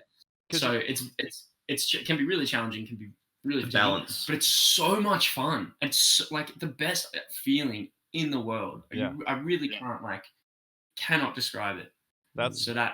I'm so, and I'm pretty sure Caleb feels the same way. Like, I'm so goddamn envious of that dude, just because like I've never heard someone that's been on stage, whether it's once or like thousands of times, be like, I don't really care for it. They're like, no, dude, you get out there and you're just fucking overwhelmed. People are fucking screaming for you. They're yelling your shit back at you. You have people doing this when you're playing a solo. Like, you got everything going for you. And you get off and you have to feel like you're on top of the world. And it's like no amount of, because you may have blacked out, but I bet like you said, maybe 2 weeks, 2 days, maybe 2 hours. You're like, oh, I'm well rested. Let's just keep it going because it's a fucking blast. He's like, I don't know about 2 hours. Did I not mention 9 weeks? Even because so we were all in Sydney living together, and I moved to Melbourne a few years ago. Even then, like we used to rehearse every week, so we'd see each other and we'd get to play the songs. Moved down here, there was just this like feeling of like just unfulfillment and like crankiness and like sadness that I didn't understand for so fucking long. And then when I finally came back up for like a rehearsal or a show, what I was like, oh fuck, that's the thing. I just need to play some music with some humans. Yeah, it's a real thing, man. Like you gotta, it's a thing. It becomes like a part of you. We're social creatures. Yeah, and like it being a part of you, and then not having it for a while, it's like you're literally missing a part of you. Yeah. And you guys, outside of the band, how long have you been musicians for? I mean, I've been playing drums since I was like 8, but yeah, I mean, as soon as we finished high school, we were playing in bands. So that's so sick. So I think I started playing guitar when I was about 12 or 13. Okay. Yeah. So like 15, 20, like 15, 20 Yeah. years of not having that, and especially with like all the shit that happened this year, the two main groups that I constantly hear talk about like what kind of toll it's taking are bands and comedians. It's like, dude, Yeah. we can't fucking do what we need to do. Like, we need to do this. Like, Tom Segura is one of my favorite comedians, and he talks about how, like, murder will just course through his brain because he's like, without stage time, it's just all fucked up there. Because, like, that's how I get it out. That's how I stay, like, an even So I get out even the human. murder. I get out the murder by doing comedy. But because he has, like, really dark comedy and he jokes about that. Who's the really big Australian comedian that he has a show called I Don't Know About That? Jim Yeah, something. Jim Jeffries. Jeffries. Dude, so fucking funny. Yeah. And he talks about it too. Like, everybody's having that toll. And then you have all the bands, like I said, I keep up with Bring Me the Horizon a lot, and how they were saying, like, it's just, you feel like you're missing this part of you. And you don't know, you don't understand these feelings because you've been doing it for, like, for you guys, the band, 6 years or 20, 15 years, however long it's been that you've been playing music. And then it just kind of has to dead stop. Like, dude, I Yeah. couldn't even imagine the emotions that are coursing through you at that point. It's so linked to your identity too. Like, Mm. for my entire adult life, I've been a person in a band. That's my social outlet. That's a creative outlet. That's a personal, like, that is in like intertwined with like how you identify yourself. Yeah. And so then to not do that, you're like, I'm not Mark, the bass Who am player. I? I'm just regular shit, Mark. Who You're am beautiful. I? No, I know you. But you know, I don't think that I'm regular Mark is shit, Mark. But it is. You're like, Right. oh, this like, who am I then? Yeah. Right. It's Good though. the identity That's- crisis, pretty much. Yeah, I imagine that most people have had some sort of, crisis this year in terms of that. It's good. Yeah. Honestly, I think it's been a really good, healthy break not doing it, because I don't know, we've been going pretty hard for quite a long time. It's sort of something that's always on my mind. Like, what are we going to do next? What am I going to do next? Music. And it's actually The been universe kind of was like, all right, slow down. it's, like, been nice to sort of see outside of that, like, other things are important too. Of course. I was Mhm. actually going to ask, like, did that give you, because again, with comedians and other bands, they were talking about the fact that they were always go, like you just said. And then you get this stop and you get the break and you're like, okay, the break's nice. Then you have your freak out. And then once you hit that, like, middle ground, you're like, you know what? I probably don't need to go this hard 24/7 because my body fucking hurts. I'm 29, but I feel like I'm 82. Like, jet lag's a real thing. You're never, like, in the loop with anybody that you know. Like, it's just all the different things you didn't realize that you were falling behind on. So with that moving forward with you guys, your show's coming up, and you said 4 days, 5 days? Yeah. Like, are you guys is obviously the plan's not to slow I have down and secondhand stop. excitement for you guys. Yeah, dude. Like, I'm actually really fucking stoked to see how it is. But do you guys want to go not back to normal, because you can't really do that, but, like, what's the plan moving forward? Good question. Yeah. Okay, cool. That's a good answer. We just gotta kind of see how it goes, man. Like, how things start opening up. I guess we can start sort of making vague plans for like to release the album, but really reluctant to do that unless there's like an actual opportunity to play some decent shows where people don't have to sit down. Right. Which is Yeah. also weird. How many shows have you played with people sitting down? None yet. Yeah, 0. This will be the first one. I when this all happened, I was in New York when, like, all the COVID shit went down. I was in New York playing drums for an artist called Wolf J. And I can't remember the name of the festival, but it was like a multi-venue thing around New York. And so the night before this gig, I was in the car with another band on the way to their gig, and they get a call from the venue being like, all right, this shit's getting out of control. Like, we've got to shut down the gig. So, like, the first night that everything started getting shut down. So that happened. That was all very dramatic, and New York felt so fucking weird that day. It was like, I don't know. And the following day, everyone was like freaking out. It was really tense. We played this gig the next night, No one came because everything should have been shut down. The festival got shut down the next day. Oh, okay. But I played with another Australian artist played that night called Jaguar Jones, who's an old friend of ours. And she had a Brisbane show a couple of weeks ago. And that was the last gig that I saw before the shutdown. And then it was the first gig I saw after everything got locked down. So like bookended this period of 6 to 7 months without gigs with Right. Jaguar Jones. It was quite nice. So really, you just have to forget those 6 months, and then life just kind of casually continued. Just cut them out.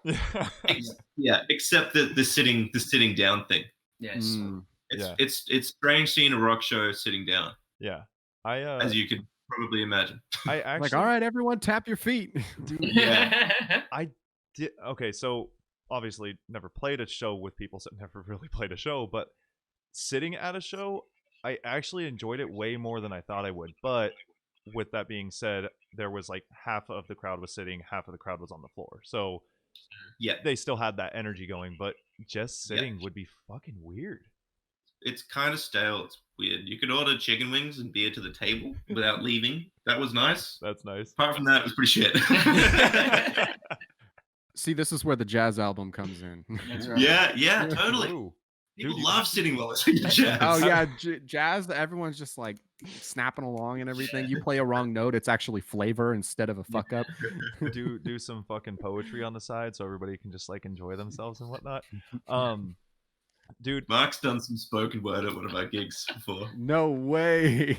It was so when we were rehearsing, we'd often have a chalkboard that we would write set lists up on, or I'd always make like a joke being like 15 minutes of slam poetry from Mark. Like it was this running joke for a very long time. It was not funny. Like it was funny to me because it was just like elicited eye so rolls used from everyone. Like, yeah, okay, when are you gonna make the joke? There it is. Okay, we can carry on. And then we were playing a show and I think something broke. I think Sam's kick drum pedal broke. It's like run into somewhere to like find a fresh one to bring out and whatever. And then Jared goes, "Ladies and gentlemen, Mark Webber's going to do some slam poetry for you." And I was just like, "Fucking well played, man." Yeah, for a long time. It was great. What was it about? Do you remember? I can't remember at all. Was it all off the top of your head? Yeah, I just made it up as I went along. A lot of it was making fun of slam poetry as a thing. You had a good cadence going. You got to have the slam poetry voice. That's actually not bad. That's not bad. Pauses where there really shouldn't be pauses and accents. Wait, gesticulating a lot. Right. Was it 21 Jump Street or 22 Jump Street where they were like, Cynthia, Jesus died for your Cynthia? It's so fucking stupid. Yeah. It actually went off all right though. It did. Got some big laughs. He did very well. How many people do you think that was to? Like a general number? Sorry, say again? Oh, no, sorry. I was saying, how many people do you think that was actually, like, who were in the crowd? Probably 120, I think. Oh my God. That's so fucking... I don't know how you did it. The fucking nerves. Well, I think at that point, you're a few songs in, so you're pretty loose and comfortable. And, yeah, that's true. Yeah. That makes sense. You do feel a little bit invincible when you're like... Especially as me, I'm like, usually... there's like a wall of all the rest of the band. I just kind of like fit in. I'm like, yeah, it gets a little sneaky back here. But it's like... How can you say no? No, you can't. No. Yeah, I had it coming. That was complete justice. I was actually gonna... Did you make the jokes after that? No, They end there. Probably didn't learn my lesson. You're like, only 10 minutes of slam poetry. Yeah. Who would you say would be the most lively of you guys on stage? Because you just said that you like say in the cuts and try to like, blend in with the rest of the band. Like, who makes the most movement, makes themselves known? I think that's the nice thing about Bad Honey. We're all pretty boisterous. Kron's pretty chill though. Pretty chill, yeah.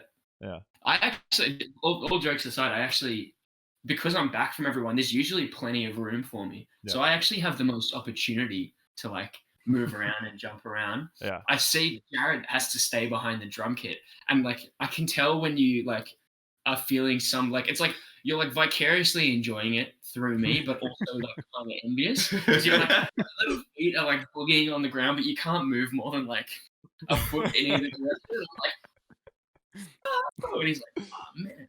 It's true. He Yeah, it's calls like it one his of those babies stuck in the playpen, and they're just That's running right. around, shaking the walls. Your setup obviously keeps you in like your little stationary area, but where are you like placed? Because like I haven't seen any of the shows or anything. Do you guys do like you front and center with the drum set and everything, or is it kind of like you guys all have like the front together type thing? It's usually 5 across the front or like a W situation. Okay. So like 3 and then 2 in the back. Yeah. I'm just interested in that because like normally you would have the drummer in the back, but there's no drummer, so I was like, where is all the space in the back? Like, what do you fill with that now? That's your area to just run around, I'm assuming, right, Mark? Yeah, that's the groove. That's key. the groove cube. I dig that. That's cool as shit. I gotta say, like, I totally dig the, like, the fact that you guys tie in vocals from all of your band members into it. I think like it really adds such a nice touch to the music. It's almost like it's totally not the same genre, but it's comparable to like the Beach Boys because they do the same type of thing where they have like a harmonization with all of the band members' vocals, and it adds like so much like life into the song in other spots where bands who don't do that have it lacking. It's not the first time that it's actually been we've had that comparison drawn. Funny enough, it was Lachlan, that producer. Oh yeah. And he was like saying that it was because of that it would be cool to really focus on The harmony. and the keys Yeah. element of the band. Yeah, we're pretty lucky. I mean, not every band has, 4 incredible singers doing Yeah. DVs. I Who's left the- myself out. Who's the ones who say? It's just crashing somewhere. Well, I don't want to call myself incredible, 1, and 2, I said BVs. Oh, okay. So I fucking nailed that sentence. I'll allow it. Yeah. I thought he was saying 4 incredible and just kind of looking at you, just like, Yeah, what's up? Like we have 4 incredible vocalists and Mark. When we started it, so Sam and I had started the band, and we don't have any of the music that we put out first, but it was like pretty acoustic guitar based with like sort of weird percussions, like stomps and claps and clicks and shit like that. Oh, okay, that's cool. And there were just lots of harmonies. And Sam and I did that all, but there was just shitloads of harmonies. So we're like, man, we need people that can sing and play. So, yeah. When you Luckily, guys started the band, it was you and who that just started it? Sam, the kick drum and guitarist. Right, and then it was you two. So, but you guys have known each other for 10 years. So how did that get pulled together? Like, how did you get him into the band? Mark a Jew. What? I don't get that. As in Mark. Uh-huh. How did Mark get involved? Yeah. Sorry. All right. Mark Sorry, I call him Marky Jew sometimes. Okay. You said that, and I was like, heard was that? And It's actually like, what? I thought it was an Australian word, and I was like, yeah. Good eye, you mate. said kangaroo. I'm pretty sure. How did that all?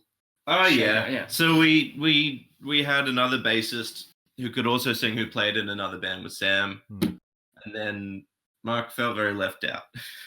I felt very left out because I was very left out. That's true. That's fair. It was funny because they started this band and then they went on this big tour, and it was like they started this band and there was five, 6 of them in the band. So it was like all of our friends.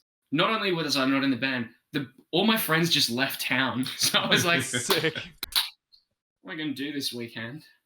So, and then our friend James left to go to England, and then we tried to get someone else to join. I remember that we were sitting in a restaurant. We were like, yeah, James is moving to England, and I was like, oh, okay, so they're not gonna have a bass player. They were like, yeah, we think we're gonna get Andy, and I was like, Oh my god. Well, Mark didn't play bass at this point in time. Oh, okay. No, it Okay, didn't really come- Mark, you can't fill the story Yeah, in you gotta like this, mention making us feel bad for you. Like I'm telling you shredding the way. bass in your room alone. Like I Yes. still fucking love me. Oh, that's fucking funny. And then Andy didn't rock up to the rehearsal. Crazy. There was like his car wouldn't start for some reason, which I had nothing to do with. His brakes were cut. I have no idea how that happened. You got a threatening letter from some anonymous person. What's the Earl Sweatshirt? No, Winston Surf Shirt. Winston Surf Shirt? Earl You plays sweatshirt. that.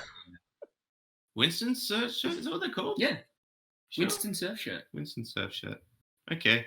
And then so we called Mark up. We were like, "Hey man, do you want to come down for a little bliggy blow?" Yeah. It was much more formal than that. And then he's been bliggy blowing for like I've been bliggy blue with the best of them now. 6 years. Mm. Wait, So did you play an instrument prior to that, or were you so left out that you were like, I will learn an instrument to get into No, I band? played guitar for many years. So Oh, it was, okay, that okay. was- yeah. And I thought it was going to be a bit of an easier transition than it was, but I got there. So yeah, it's only taken 6 years. So I Good. love And of course, like tambourine for probably like 20, right? yeah, that's been my main passion. yes. Next to triangle. I was gonna say people always are like, oh, if you can play guitar, you can play bass. I'm like, I'm pretty sure it's not how it works. Like I think they're similar, but I'm pretty sure there's vast differences. Was it? You can get by, Yeah. but yeah, you don't really want to just get by necessarily. Right. So the band started that way. Shit. Actually, no, that answered that. Okay. That question's already gentlemen, I mean, I'm more than game to keep talking. We've got like an hour and 30. We can do whatever. One way or another. I mean, it's fucking fun. Dude, this was a good Yeah, it's conversation. been nice. It's been nice. We should hang out when we can. Yeah. Dude, please. When you guys are in the States, let us know. Yeah, absolutely. I mean, we don't live Sure. in the most fucking eventful place, but we can definitely go to eventful places. But I mean, on top Yeah. of that, like Australia is definitely on the fucking list to go visit. So I would 100% go out there. Absolutely. Yeah. Do Yeah. it. Oh, I have a question. Actually, I meant to bring this up, and it's not really as much music related as it is Australia related. Is it as deadly as every American thinks it is out there? Yeah, 100%. I don't even think I told you this story. The other day on Russell Island, I was cycling down a snake. I'm terrified of snakes, by the way. Hmm. Did I just say I was riding down the snake? Yes. Yeah. I was riding. I was riding down the street Still and going. on a bicycle, and I clocked this snake like 2 meters in front of me, like Ah. stretched out across the footpath. So Hmm. there wasn't really any escaping. So I veered out of the way to try and miss it and stacked it. So I fell off it, like jumped off the bike. The bike skids like right next to the snake. The snake crawls up into the spokes of my. I've got a video of this. Do you want to see the video? Yeah, down. Holy shit. Into the spokes of the goddamn thing. Anyway, I don't know anything about snakes. Can you see it? Oh yeah. Oh my god! Dude, how much were you shitting your pants? Well, I needed to get my fucking bike so I could ride home. So I was shitting myself. So I found some rocks and I threw it near the snake to try and scare it away. And that didn't work. And one time it like tried to bolt like away and got stuck into the spoke. So it like its body had embedded itself into the spoke a little bit. So it was. Anyway, I got a big branch and like held its head down so it couldn't come around. And then I used another stick in my hand to get it out of the untangle it from the spoke, and then let it run away. I don't think you know how scared I am of snakes. I sat there I was pacing, just going shit. What do I do? I don't know what to do. I need an adult. Anyway, so I don't know anything about snakes. Nothing about the bush. Terrified of spiders as well. I took that video because I don't know what kind of snake it was, and I was like, oh, it's like 1.5 meters. It's fine. That's not that big. No, maybe not 1.5 meters. A meter, bit more, whatever. It's like that's not that big. I don't think, as far as snakes goes. I showed, yeah, man, like across the size of a footpath, really. Yeah, right. I took the video and I showed showed a friend of mine on the island, and he was like, "Oh, dude, that's a brown snake. It's like that's a decent sized one that could have killed you, like 100% would have It's killed one you of the most deadly pretty ones. quickly if they got you at that size." So something that I learned may be useful for your travels, definitely useful for you. The fear.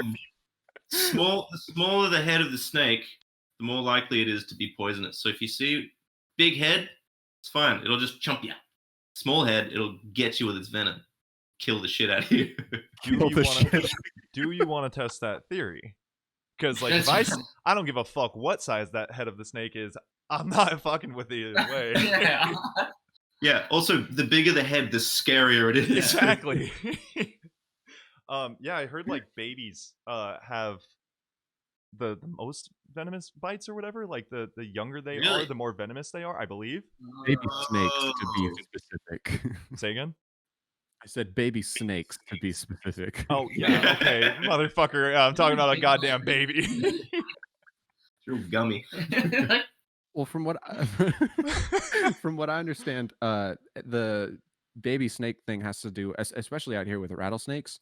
So, like the young snakes don't like have the same like developed brain as an adult snake. So when an adult snake bites you, it's like, okay, I need to put like a third of my venom into this thing. That's Yeah. enough. A baby snake doesn't know how much, so it just drains its venom, like all of it, into you. And so that's why like baby rattlesnakes are way more dangerous out here than adult ones because they don't know how much to give, so they just drain their venom and you die way faster from those. Oh, I- man. I fucking love Snake that education. we're teaching Australians who live in one of the scariest insect-filled fucking places about baby snakes. Which, by the way, you're afraid of snakes. You live in the worst area possible. That's Dude, true. Do you guys know about huntsman spiders? Fuck those. Oh, Fuck them. them. I don't want them. Dude, So I've like my place. My house is on stilts basically. So underneath is just like storage and shit. So and there's thousands of them, man. So when I was packing to come here, I like got my bag out that just jumped this big. Oh my god! Just waiting for me. Can I come too? Burger. there's no way. There's no way. Like, But dude, they're fine. They're fine. They're not deadly at all. like this big on my desk once in the middle of a stream. It was because I have like a black desk, but there's like a white shelf that sits on top of it. So it's on the white shelf. And then with all these lights on me, I can't see the shadows. And he just, and I was like, I'm not sleeping. I'm not fucking sleeping. I can't sleep. Like, it's it. It's that big. And you're talking about this? No. No fucking way. Take you away. They're awful. No. They're awful things. Sounds terrifying. Do you guys just like? Are you guys just casual about those things when you see them? Like, oh, He huntsman. said no.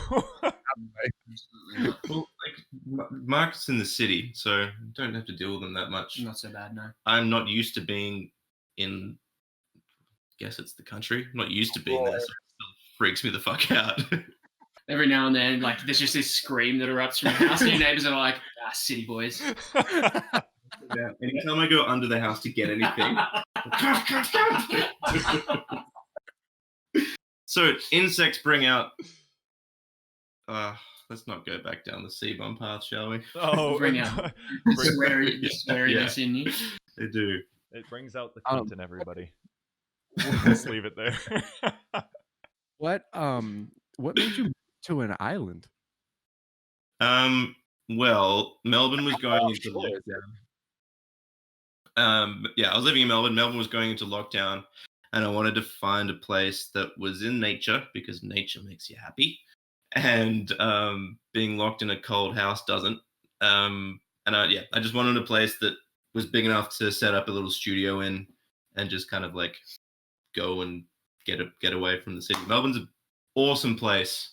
When you can do all the things that the city is supposed to provide, like gigs and bars, and Right. it's so cool. I love it here, but it is an awful place if you're constricted to a very small area and you can't do any of the things that you're in the city for. So yeah, So I wanted. lockdown was a perfect time to move there. Yeah, Yeah, I was really lucky. COVID Yeah, I hit, remember and you're I was just like, I'm going to an island.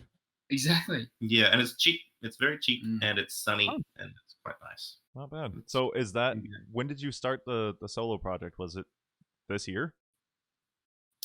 I started working on it maybe in like December last year, but Okay. over the process, yeah, I've been like learning a bit more, and the sound of it's changed a little bit. But yeah, so I've recorded pretty much all of it on the island. I've recorded all of it on the island since Nice. I've been there. That's sick. So 6 kind of tracks. perfect timing, right? Yeah. Huh. Yeah. No shit. Yeah. That's cool as hell, dude. Yeah, it's good. Do you plan on staying there once things open back up, or you think you're gonna mosey your way back into being a city boy? I'm definitely going to come back. It's provided a pretty strange opportunity. Being a mostly broke musician for all of my life, I haven't really been able to afford many nice things, but it's really, really, really cheap up there. So I'm going to try and buy a joint and set a studio up in that over the next year. Nice. And then after, because if you get a home loan in Australia, you got to live in a place for a year. Otherwise, you just get a higher tiered loan. Interesting stuff. I'm actually way into that shit, so go on. gonna buy a place, live in it for a year, and then I'll come back down to Melbourne after that. Oh, that's nice. That'll be cool to have a little studio out there. What's your guys' means of like getting onto the island? Is there like a ferry that takes you back and forth or something? Only a ferry. Only one ferry. Oh yeah, it's like they have a few ferries a day for a car. There is a human ferry as well. Not you don't ride a human. I was like, explain. It's just a dude doing backstroke. Stare really deep, Scary, right? Come with us. They're using your voice though from that one. Yeah. Come on! Oh shit. Yeah, I mean, like when it came down to moving out there, with it being only a ferry to take you out there, did you bring all your shit with you? Yeah. And so was that kind of a pain in the ass? Not really. Just drove for 20 hours and it was fine. Oh my god, that's a fucking drive, dude. Holy shit. Australia is so spread out, dude. Yeah, like Melbourne to, I don't even know how many kilometers it is. Melbourne to Brisbane's like 2,000-ish. Yeah. That means nothing to us. You're like, that's a number. Kilometers. Yeah, you're like, it's about a meter. I'm like 3 feet. Okay, got it. When you said meter, I was like, meter and a half. 4. Somewhere about 4.5. Just 60,000 feet, isn't it? 60,000 feet. If it's 3 feet to a meter, then 100 meters is 300 feet. Yeah. Yep. So then 3,000 meters is a kilometer. Then 3,000 times 200. 600 million. I was wondering. We just do all our conversions to feet. We don't have miles. We don't have anything else. It's just like, yeah, it's about 9 million feet that way. Dude, I fucking love how America went, 5,256 feet. That's a mile. Like, why? Why? It's the most random. Nobody, I promise you, except my friend Joel, because he's fucking weird. Nobody here knows how many feet is in a mile. I'm pretty sure I got it. 5,200 what? And 56, I think it is. How many feet in a mile? We have 5,280. What Why, the fuck though? ever? Exactly. Nobody knows. And I love that like cars have mph and then kilometers per hour. Like, why? Why do you have both? Just Oh, do you have both? Really? Yeah. We only have kilometers. That's because you're better. Because everywhere else in the world is on kilometers. Dude. And so for the American cars, they just got to like waiting for us to transition over. We're so sick of the weird ass measurements. Like everything else, everywhere else in the world is by tens, and we're like, come on. It's emu, not emu, dude. Which side of the car do you guys drive on? The opposite one to The you. inside. You, sir. Okay. You win. I didn't get it at No, first. okay. The right hand side, isn't it? Yeah. Yeah, so everything's flipped for you guys. It's fucking all over the place. Hamburgers eat people. Say that again? Hamburgers eat people. No, it's meat, bun, meat. And you just... That's it. That's terrifying. Fucking I think gross. what blows my mind is the fact that you guys we have switched seasons. That like, because like you guys have Christmas in the summer. That's right. Yeah. That's totally Like, right. I We saw forgot about the other that. day. There's a beetle here that we call a Christmas beetle, and it flew into the house. And my girlfriend's from California. It flew in, and I was like, "Oh, look, it's a Christmas beetle." As I said that, she was like, "Oh, look, it's a June bug." And I was like, Oh, it's a June bug. June buggers. Yeah. I didn't know that. Dude, we have That's "It was that just perfectly painted it all Ah, for me." June. Because June, Bug. yeah, June. June and bug. Yep. dude. What? Oh my god! God, that makes Americans are much so sense. stupid. That's a bug. What month is it? June. We got it. Like, why? Yeah. Christmas beetle, though, you know, Yeah, like it's yeah. kind of the same. Actually, Terribly stupid. I'm gonna do a wee. I'm sorry. what was a koozie again? Stubby. Stubby holder. Ah, stubby holder. So, oh, you guys know what shoeys are?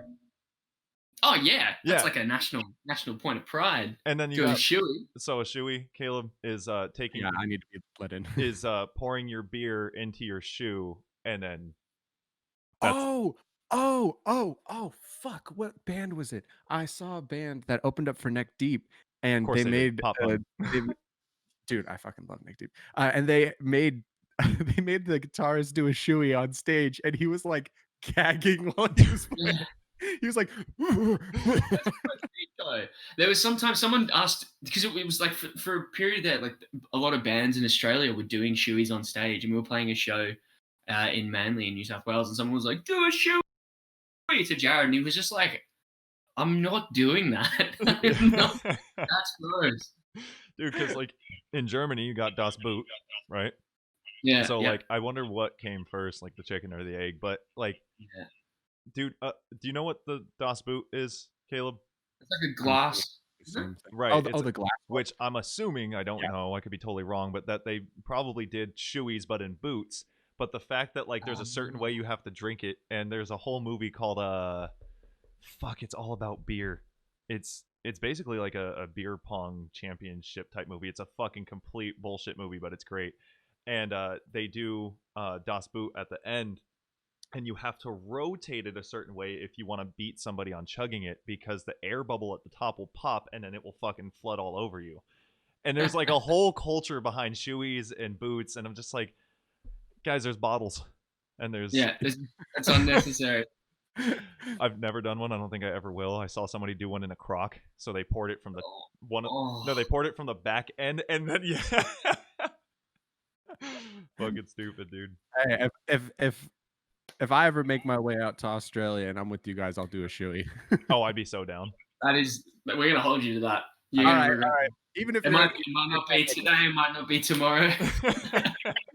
2023, when we see you, you're doing a shoey. Dude, I'd be so fucking down. That'd be so sick. I'm down. Like, I really am looking forward to when this finally, this being the world, cleans up its shit and everything kind of goes back to normal, because the amount of travel that I want to do, like the shit that I want to go see, because like I had a really cool job before all this started up.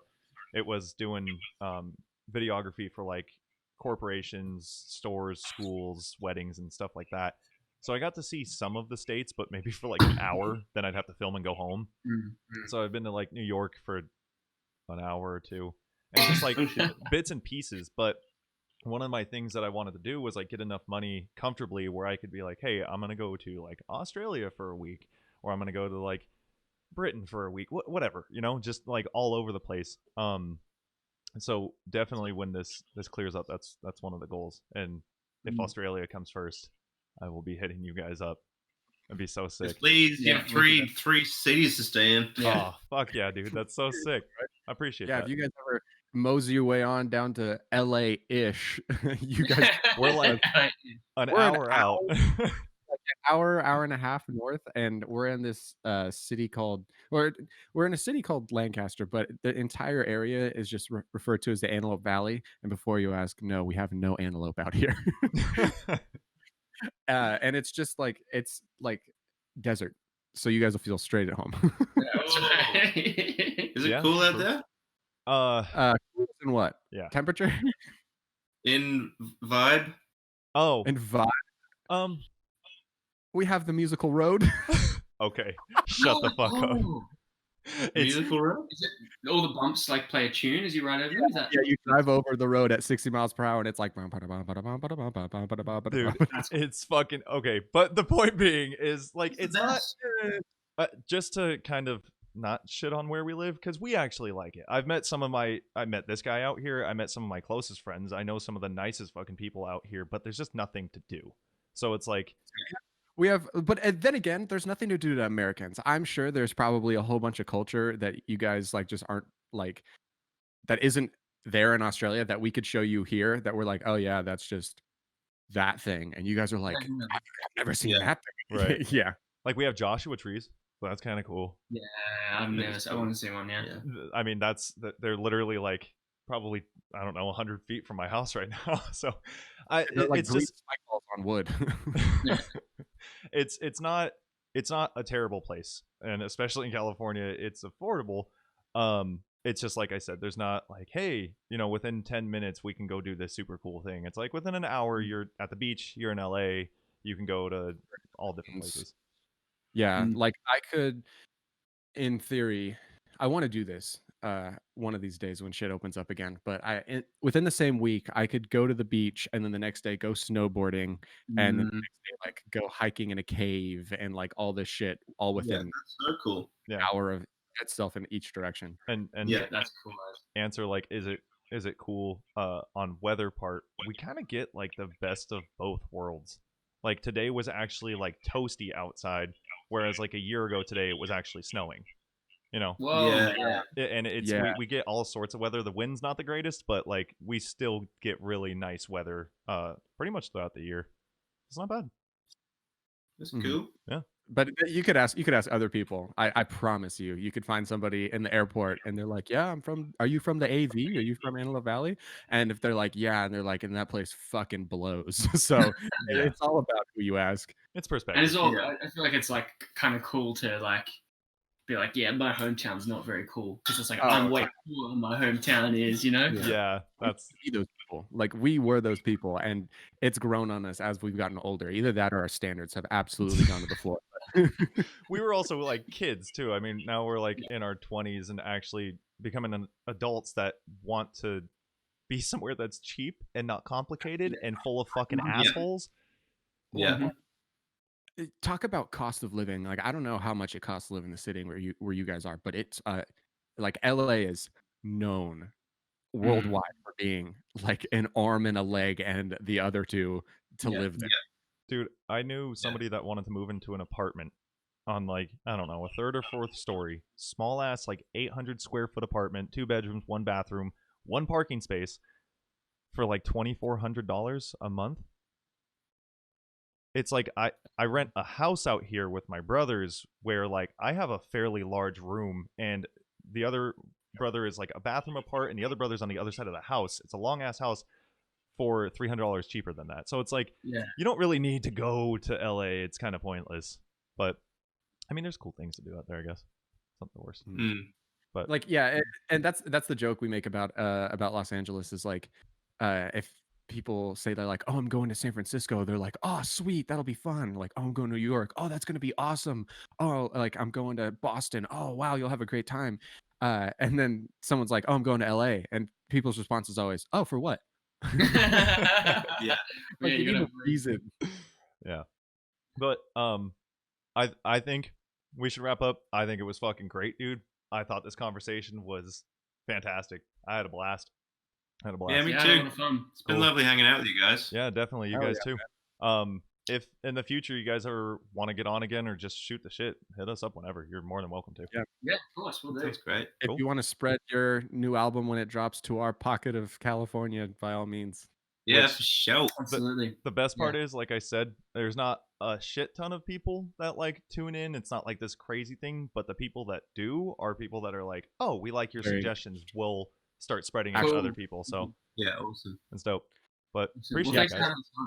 Yeah, and for everyone who's listening, to give them some like, I guess, background, like I've been listening to you guys, your band, for a couple years now, at least. before this even came to fruition. So like I would be able to give my stamp of approval and my recommendation to people on the music in itself on its own. Like, because you'll have friends and your friends will make music and you'll be like, go listen to my friend's music because they're my friend.